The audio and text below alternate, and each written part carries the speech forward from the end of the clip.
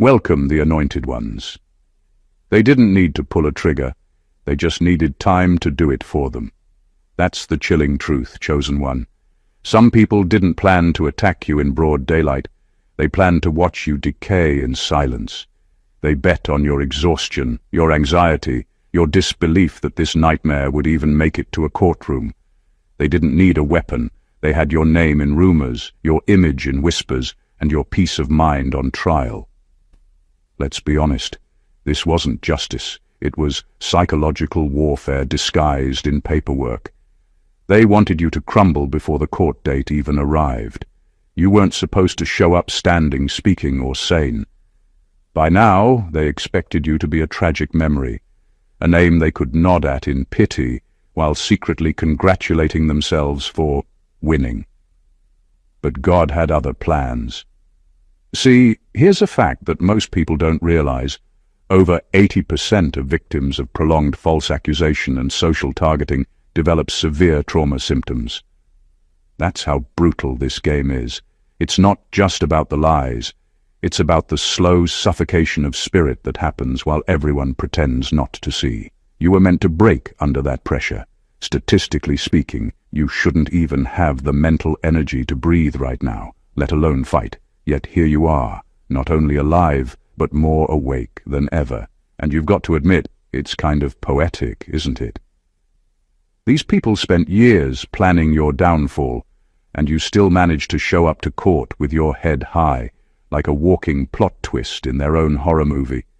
They rehearsed your eulogy, but now they have to watch you testify. They whispered about your death, but now they have to hear your voice. You became the very thing they were trying to erase, living proof that God can turn a setup into a subpoena. So yes, they expected you to be gone before that court date came back up. But instead, you're about to walk in with a spirit so alive, it'll make the devil file for an appeal. Number one, they counted on trauma to do their killing for them. They didn't expect a bullet to take you out. They expected the trauma to. They thought the stress would finish what their lies started. They wanted you to slowly disintegrate under the weight of sleepless nights, confusion, and disbelief.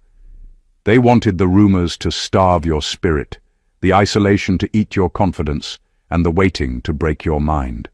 They knew that mental suffering doesn't make noise, and they counted on your silence being mistaken for guilt.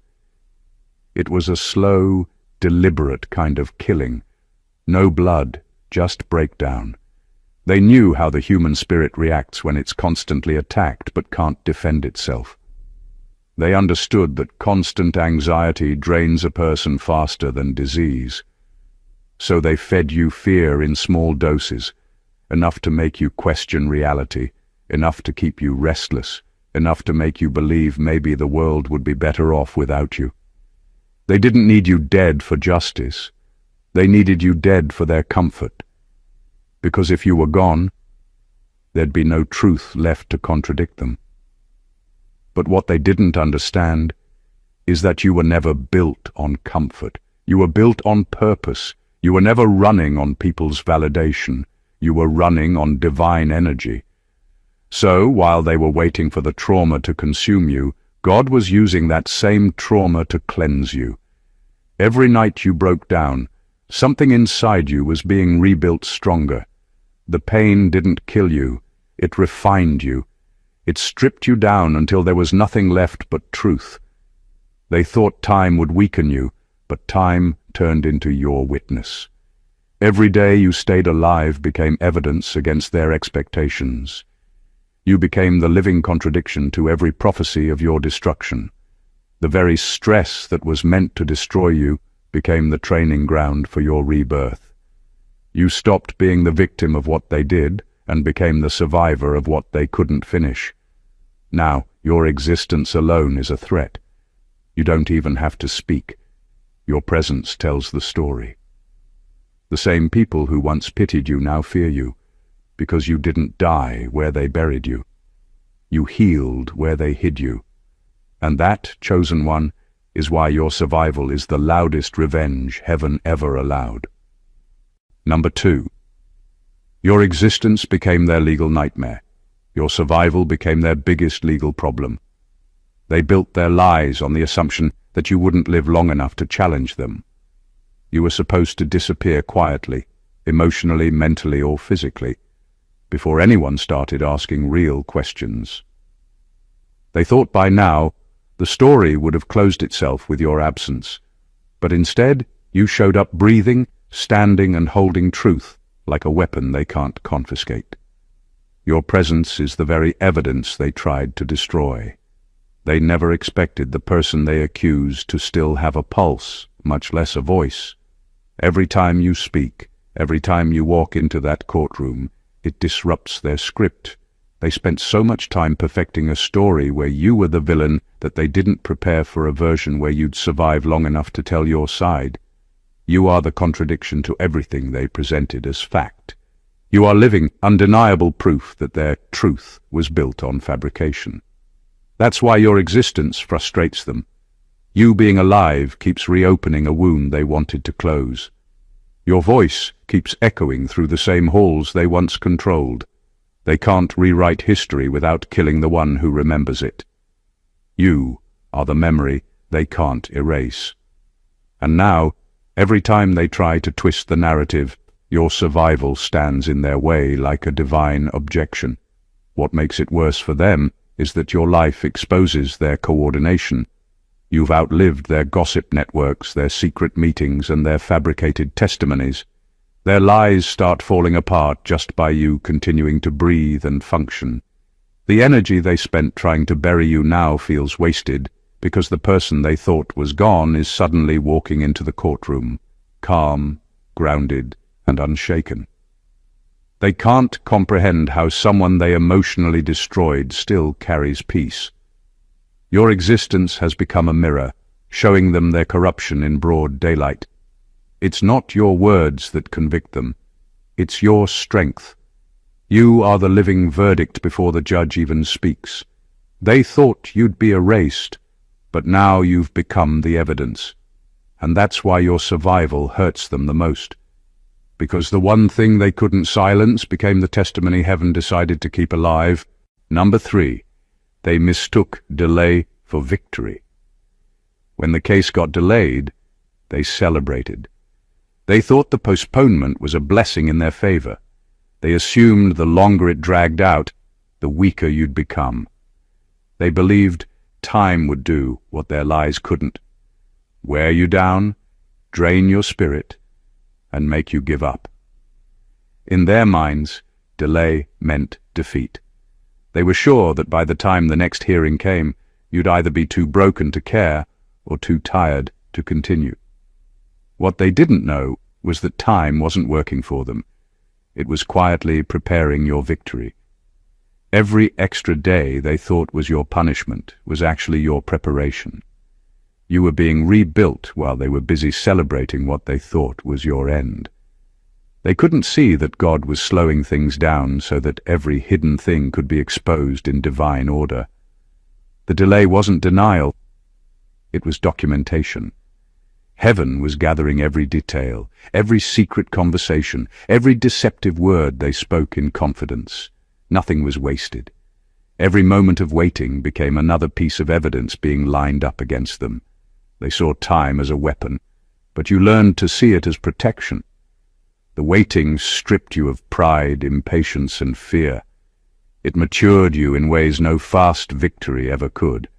The same waiting they mocked became the space where your discernment sharpened, your faith deepened, and your resilience became unshakable. You learned to stop chasing justice and let justice chase you. And that shift in your spirit terrified them, because they realized they no longer controlled your emotions.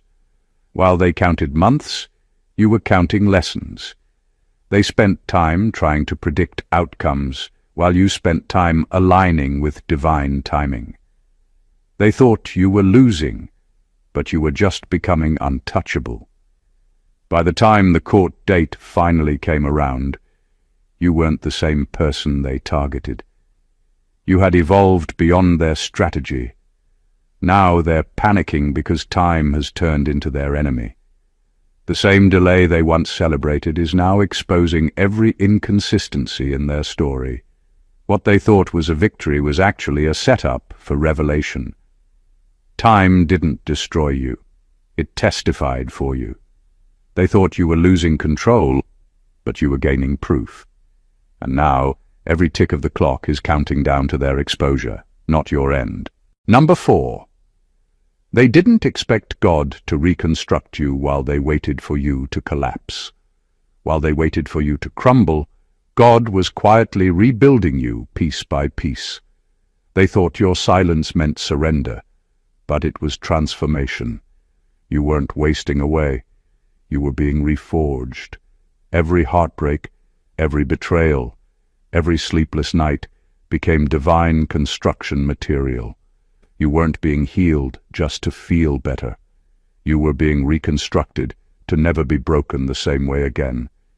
They mistook your stillness for weakness, but that was heaven's workshop, where God breaks down what man corrupted and rebuilds it with unshakable strength. They had no idea what was happening behind the scenes of your suffering.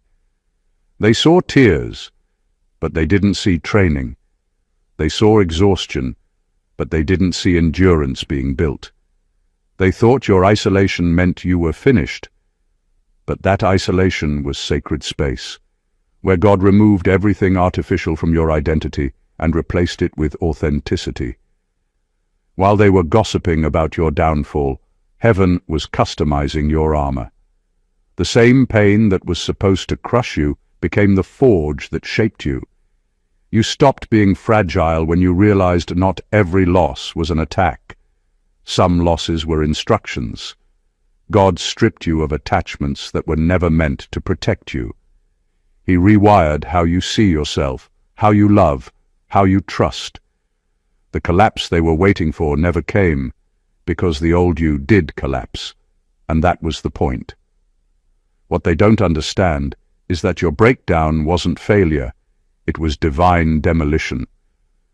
God had to tear down everything that was built on fear before constructing something eternal out of faith.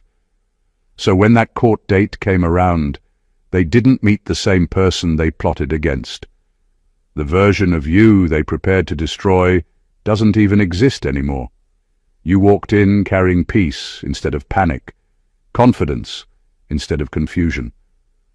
They were expecting a victim, but what showed up was a vessel, calm, clear, and covered.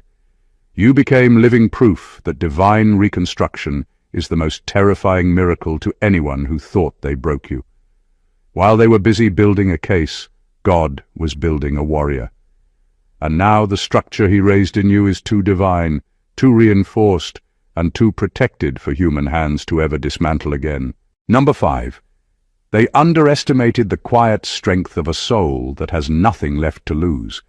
They thought they could scare you into silence, but they didn't understand what happens when a person loses everything but their truth. Fear stops working. When you've already been dragged through the mud, stripped of reputation, and left with nothing but your spirit, you stop negotiating with pain. You stop caring about public opinion or what people might say next. You become dangerous in the most peaceful way possible, because nothing they threaten you with can touch what's already been burned away. That's the kind of quiet strength they never accounted for.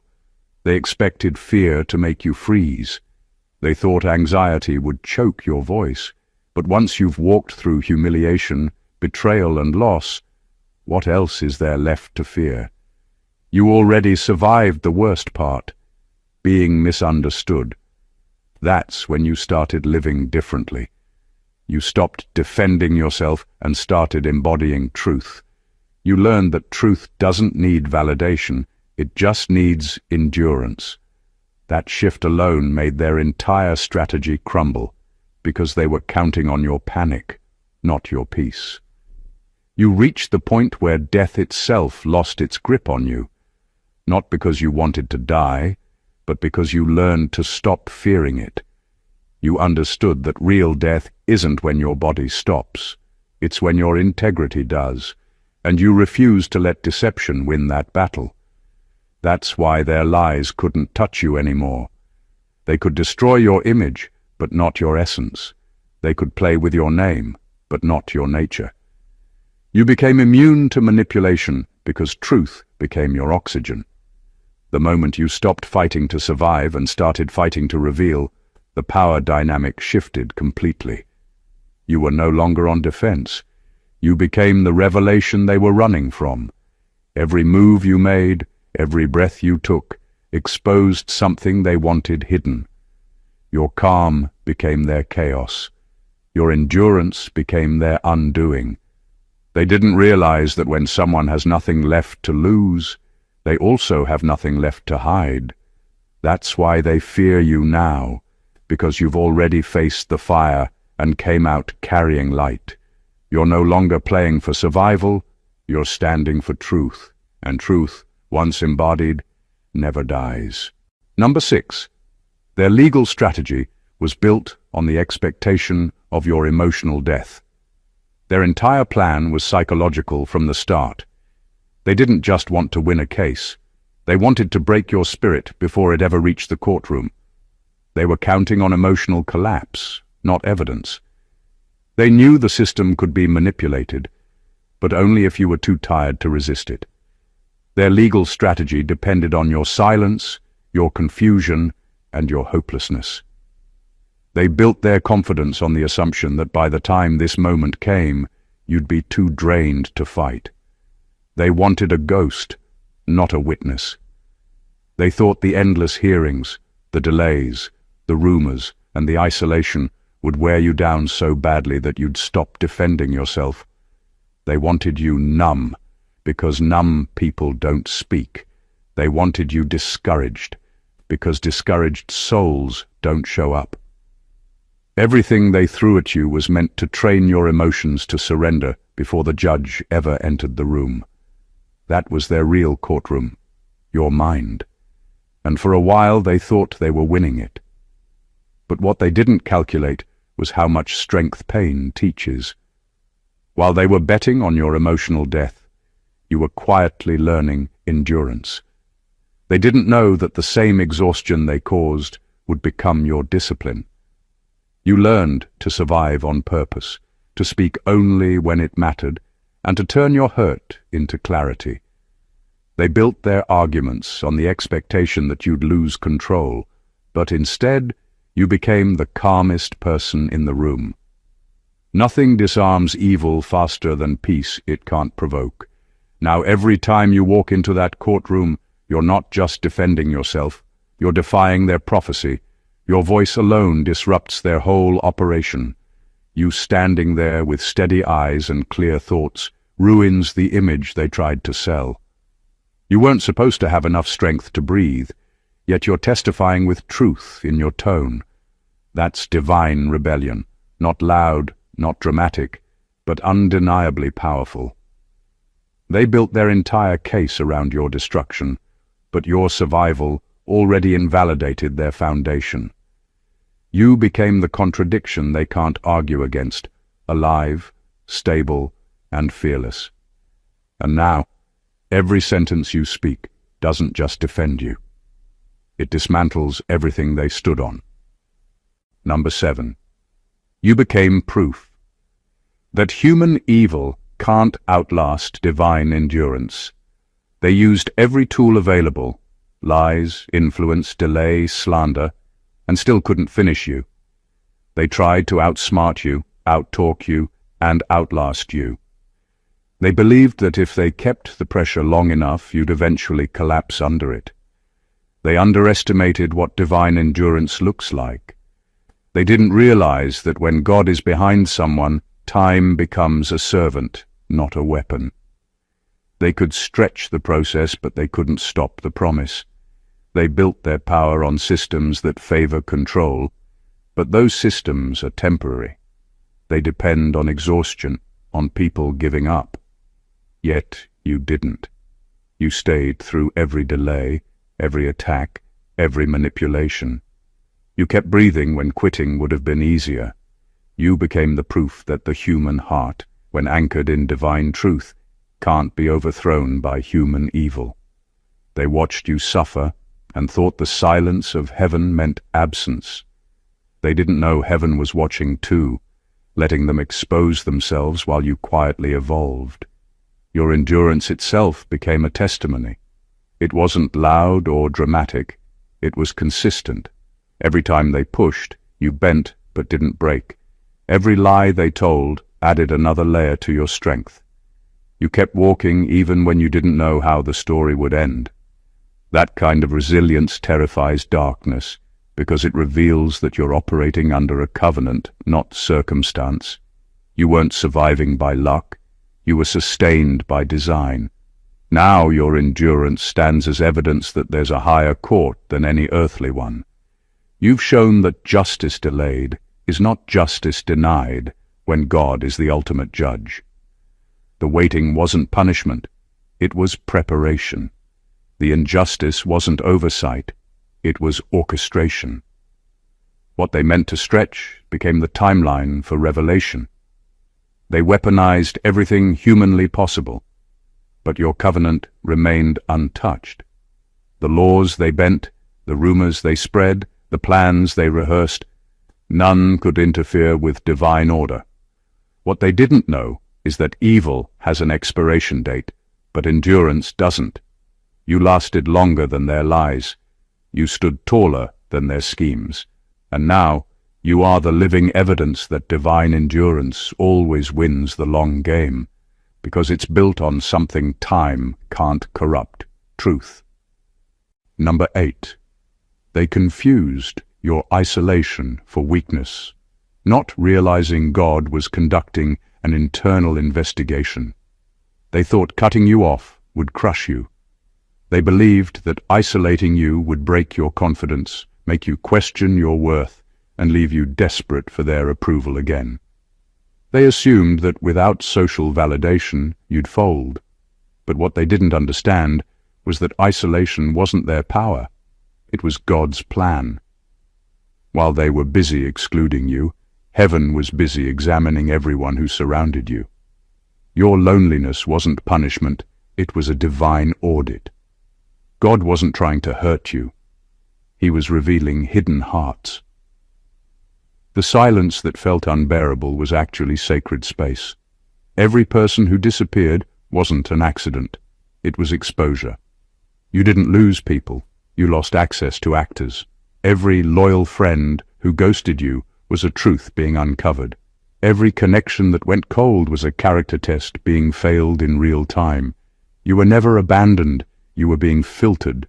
God was separating genuine from counterfeit, and that process always happens in solitude.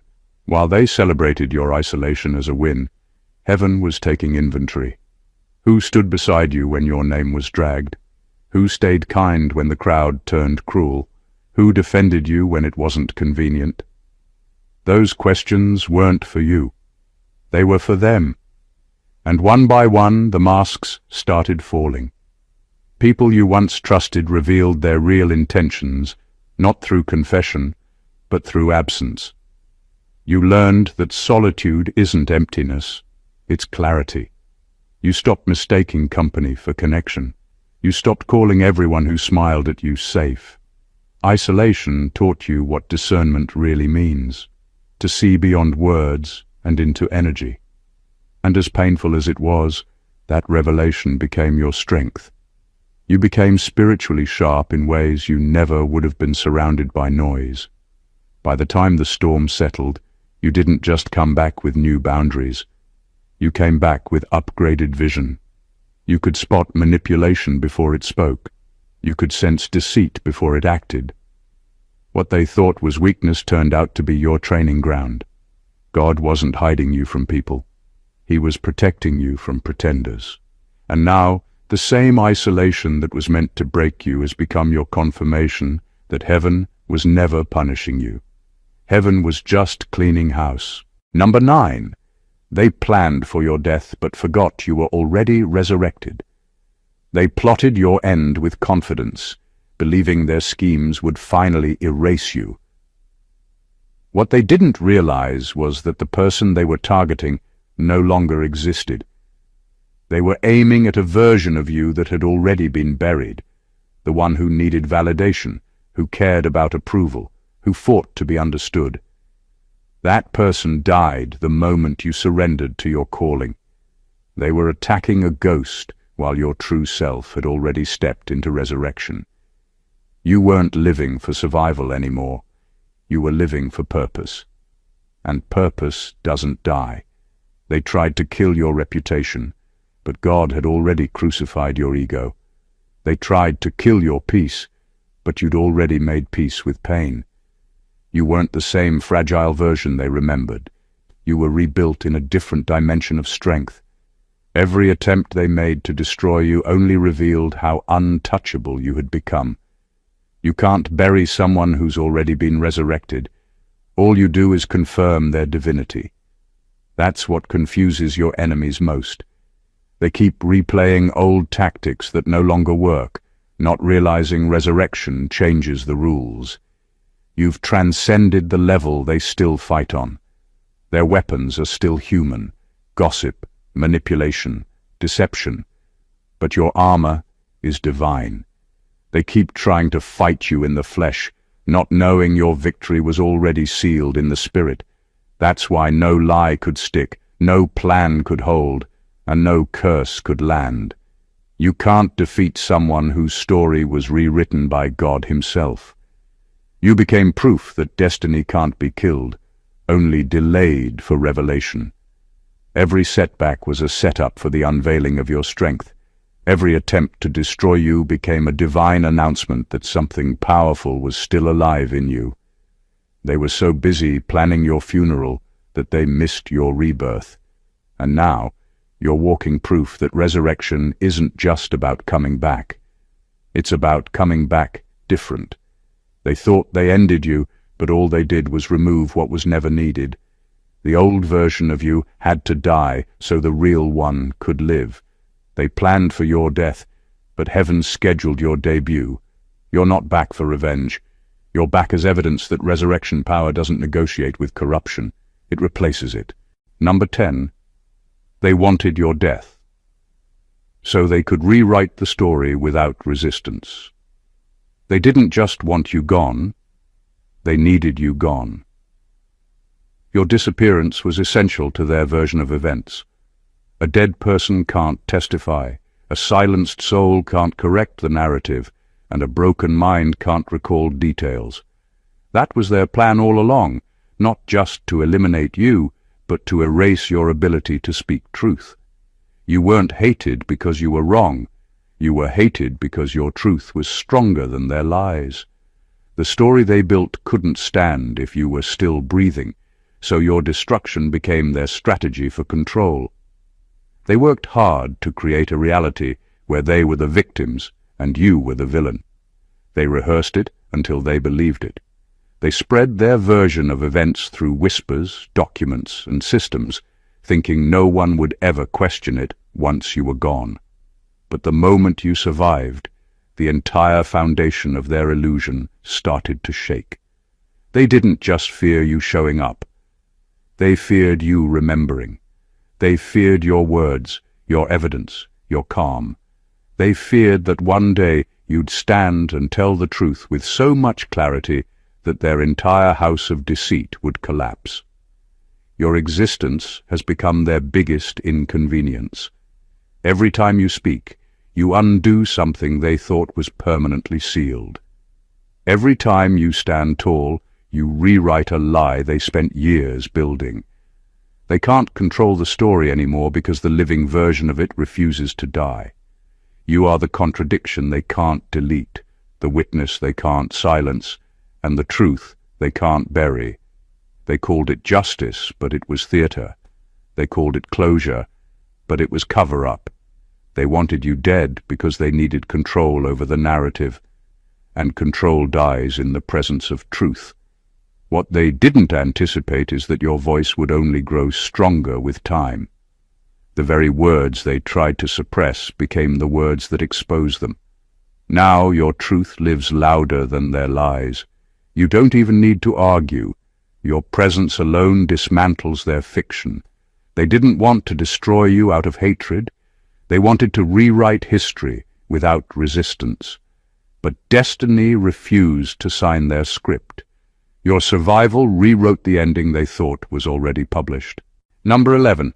The system isn't just testing you, it's exposing them. They built the courtroom like a cage, thinking it would trap you. They believed the legal system would bend you, confuse you, and crush your spirit. They assumed that by the time you stepped inside, you'd be worn down, intimidated, and easy to control. But the system didn't work the way they planned. Instead of breaking you, it became the arena where their true colors were revealed. Every document, every testimony, every rule they tried to manipulate started turning against them. You weren't just a participant in their scheme. You were the proof they never intended to create. Every lie they planted, every false statement they crafted, every manipulation they relied on, became a thread unraveling their entire operation. Their plan depended on your compliance, your exhaustion, your silence. When none of that happened, the system began exposing their deceit instead of yours. The same structure they tried to weaponize became their undoing. It's ironic how the system, which they thought was their greatest asset, became the instrument of revelation. All the delays, all the paperwork, all the rules they twisted to their advantage. They didn't account for divine timing and scrutiny. Every attempt to use procedure to suffocate you turned into a spotlight on their corruption. What they thought would humiliate you is now humiliating them. Every witness, every statement, every legal maneuver they counted on is slowly becoming the evidence that paints them in their true light. You didn't just survive the courtroom, you exposed it. You didn't just endure their attacks, you turned their weapons into mirrors. They wanted to control the narrative, but the narrative is now controlling them.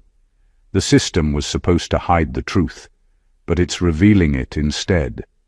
What they expected to be a victory is slowly becoming their most visible defeat. You were never the defendant in the divine sense.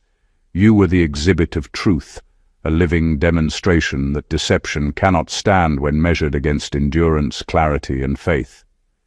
They weaponized rules, but you weaponized patience and presence.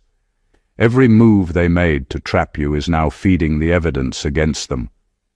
The system was testing you, yes, but more importantly, it was exposing them. And with every passing moment, it's clear who the real casualties are. Number 12. You are walking proof that psychological warfare fails against a chosen mind. They didn't just try to ruin your reputation, they tried to rewrite your reality. They wanted you questioning every memory, every thought, every instinct that once anchored you in truth. They wanted your confidence replaced by confusion, your discernment replaced by doubt. But psychological warfare only works on those who are disconnected from themselves. You, however, are a chosen one, and chosen ones don't get lost in illusions, they decode them. When they played their mind games, you didn't panic. You studied. You observed.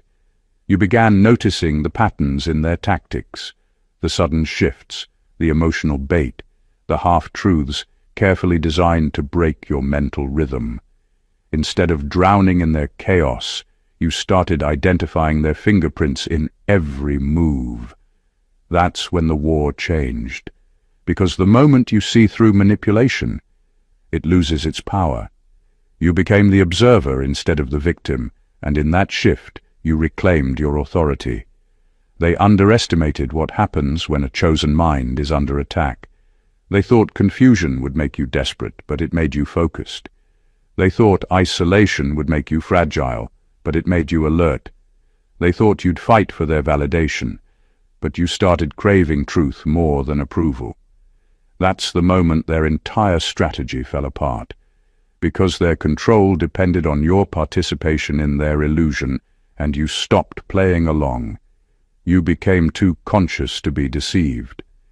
You started noticing the invisible warfare, how they'd mix lies with kindness, chaos with charm, guilt with affection. But instead of absorbing it, you started dissecting it. You didn't just survive psychological warfare, you mastered it.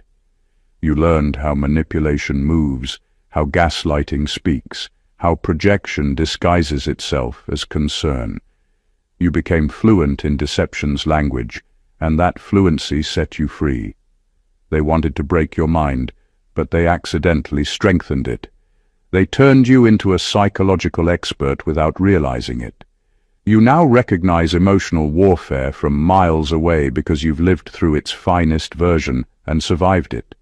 You became walking proof that no amount of deception can destroy someone who knows who they are. That's why they fear you now, because what used to confuse you now exposes them. Number 13. They didn't know the court. They needed to fear wasn't on earth. They were so obsessed with earthly power that they forgot where true authority resides. They thought the only courtroom that mattered was the one with wooden benches and human judges. They didn't know your case had already been reviewed, stamped and sealed in a court that no man can bribe. Before they ever filed their false claims or forged their stories, heaven had already spoken on your behalf. Do not touch my anointed. That wasn't a suggestion, it was a decree. And divine decrees don't expire. They spent sleepless nights plotting how to manipulate systems, twist facts and silence your truth. But while they were strategizing in darkness, heaven had already passed a verdict in light. Every demonic assignment attached to your name was dismissed before it could even take form. That's why their plans never quite connected. That's why death never found you, no matter how close it came. Because the judge of all judges had already ruled in your favor before they even got the chance to speak against you. They put their faith in human paperwork. You put yours in divine providence. They leaned on earthly lawyers. You leaned on the advocate who never loses a case. They assumed power came from influence and connections, but you knew better. You understood that when God handles a case, there's no appeal, no retrial, and no reversal. Once heaven declares protection over you, even the grave loses its claim. They were terrified of human exposure, but they should have been terrified of divine justice. Because when heaven opens a file, there's no hiding evidence. Every hidden lie, every secret plot, every deceptive word is recorded in spiritual archives. And when the timing is right, those records surface in ways that silence entire systems. That's what's happening now. They're being haunted not by your revenge, but by divine remembrance. The irony is, they believed the court date would end you, but it only revealed who was really on trial. Because while you were being accused on earth, they were being judged in heaven. And that's the court they didn't prepare for, the one that doesn't need witnesses, documents, or appeals. It just needs truth. And the truth has already testified for you. Number 14. You walking into that courtroom. Alive is the loudest testimony heaven could present. Your very presence in that courtroom dismantles their entire narrative. They expected to see a broken, defeated, half-alive version of you, someone trembling under pressure, barely able to stand. Instead, you walked in with breath in your lungs, light in your eyes, and peace that made no sense to anyone watching. That alone was enough to silence every false witness. You didn't have to speak loudly or defend every accusation, because your survival spoke the language of victory that no lie could translate. They built their confidence on the assumption that you'd never make it this far. They thought the stress, the manipulation, the sleepless nights, the emotional sabotage would take you out before you ever reached that courtroom. They underestimated divine endurance. You're not just alive, you're aware, composed, and spiritually armored. That's not coincidence. That's evidence. Because when someone goes through hell and still walks into the courtroom standing tall, it's no longer about defense, it's about demonstration. You became the demonstration of what can't be killed, manipulated or silenced. They rehearsed their accusations, fine-tuned their lies, and prepared to face a ghost of the person they once tried to destroy. Instead, they were confronted by someone they couldn't recognize anymore. because the pain that was supposed to bury you became your rebirth. Every sleepless night became wisdom. Every betrayal became strength. Every attack became immunity. So when you walked into that room, it wasn't just a person entering, it was divine evidence stepping forward. You were the living proof that truth doesn't die under pressure, it thrives in it. They can argue laws, they can twist words, they can present documents, but they can't argue the fact that you're still here. The courtroom may revolve around earthly procedures, but your existence is a spiritual verdict made visible. You are heaven's rebuttal to every false statement, every demonic plot, every whispered lie. You don't need validation from that judge or jury, because your very survival is heaven saying, "Case closed." The fact that you're alive, mentally, spiritually, and physically, is not just luck. It's divine objection sustained. You walking in that courtroom wasn't just attendance, it was testimony in motion. From the very first moment they plotted against you to the day you walked into that courtroom alive, everything they thought would destroy you became the proof of your endurance. Every attack, every delay, every lie was designed to break your spirit, but it only revealed their corruption and strengthened your resolve. What they expected to bury became the foundation of your resurrection. Every sleepless night, every betrayal, every moment of isolation wasn't punishment. It was preparation. You were being refined, rebuilt, and armored by forces they could never understand or control. They counted on your collapse, your silence, and your despair, but you turned every attempt to break you into evidence of your divine protection. You became the contradiction to every false statement, the living testimony that human schemes cannot outlast divine purpose. They tried to manipulate systems, distort reality, and rewrite history, but every strategy failed against the power that sustains the chosen. The courtroom, the lies, the delays, they all became a stage for truth to shine. You weren't just surviving, you were exposing, revealing, and redefining everything they thought they controlled. Your endurance isn't just personal triumph, it's proof that the divine timing, divine justice, and divine protection always exceed human planning. Every tactic meant to destroy you became a tool that revealed the truth about others, about systems, and about your own extraordinary resilience. Your survival, your composure, and your clarity are louder than any argument, stronger than any attack, and more convincing than any evidence they tried to fabricate. You didn't just overcome, you became the living law, the undeniable testimony, the embodiment of what no lie can touch. So remember this, chosen one, everything they planned, everything they feared, everything they tried to control was already under divine observation. Every step they took toward your destruction was a step into their own exposure. And today, you are not just alive, you are vindicated, empowered, and unstoppable. Your journey is the ultimate statement that truth always prevails, faith always conquers, and divine purpose cannot be derailed by human malice. If this message resonated with you and reminded you of the strength, protection, and purpose that exists beyond human understanding, make sure to join our community. Subscribe to the channel to stay connected to more empowering content, like the video to support this message. Comment your thoughts and victories to inspire others, and share it with anyone who needs to witness the power of resilience and divine endurance. Your story matters, your voice matters, and together we reveal what the world wasn't ready to see. God bless you.